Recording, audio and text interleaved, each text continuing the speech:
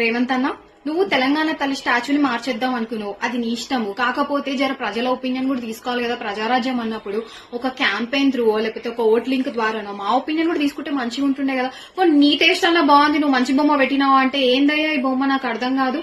అసలు ఈ బొమ్మ చూస్తుంటే ఏ ఫీలింగ్ ఉందంటే లైక్ తెలంగాణ ఒక పేద రాష్ట్రం లాగా, తెలంగాణలో గతే లేదు అన్నట్టుంది నాకు ఆ బొమ్మ చూస్తుంటే.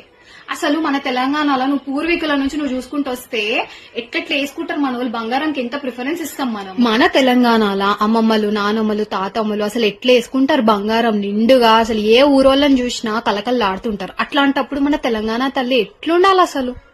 మన తెలంగాణ తల్లిని చూస్తే ఇట్లా రెండు చేతులు ఎత్తి ముక్కబుద్ధి కావాలి, ఇట్లా ప్రౌడ్ మూమెంట్ అనిపించాలే గానీ ఈ బొమ్మ చూస్తుంటే నాకైతే జాలైతుంది. పాపం ఆమెకి వేసుకోనికి బంగారం లేదు, ఎంత పేదగా ఉంది అన్న ఫీలింగ్ వస్తుంది. ఏందయ్యా ఇది, నాకు అర్థం కాదు.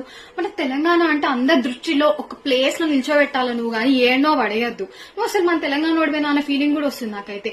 ఏదో కక్ష కోసం నువ్వు రాజకీయాల్లోకి వచ్చి ఎవరిపైన రివెంజ్ తీర్చుకుంటున్నట్టుంది గానీ మన తెలంగాణను ప్రౌడ్ చేస్తున్న ఫీలింగ్ అయితే నాకు రావట్లేదు. ఎంత మంది డిసాటిస్ఫాక్షన్ ని వ్యక్తం చేస్తున్నారు అసలు నువ్వు ఈ తెలంగాణ తల్లి స్టాచ్యూ పెట్టిన తర్వాత.